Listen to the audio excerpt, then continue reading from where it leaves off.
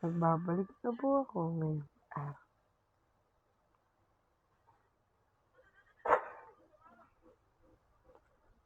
Pasensya na po, matagal po ako sa mga videos natin. Kasi po, wala po akong kasama palagi. Naway makatututo po tayo.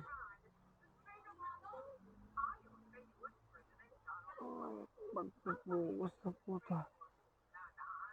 Dahil po, may bastos na po. Hindi ba po? Sa mga nanonood po dyan, manood lang po kayo at makinig ngayong araw na ito. Tatagda ko po sa inyo. Ito at iyon. Ito po ako nagmamalangin na sana lang ay hindi pa tayo sana masaya po ang ating bakasyon sa araw-araw.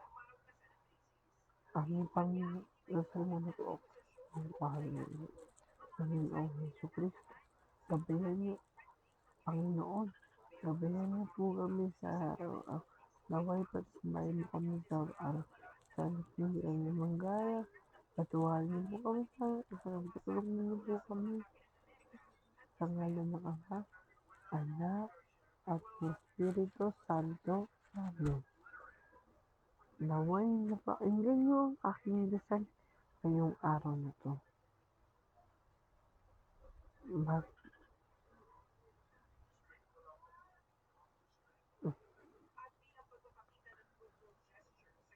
Shoutout po sa mga nanonood dyan.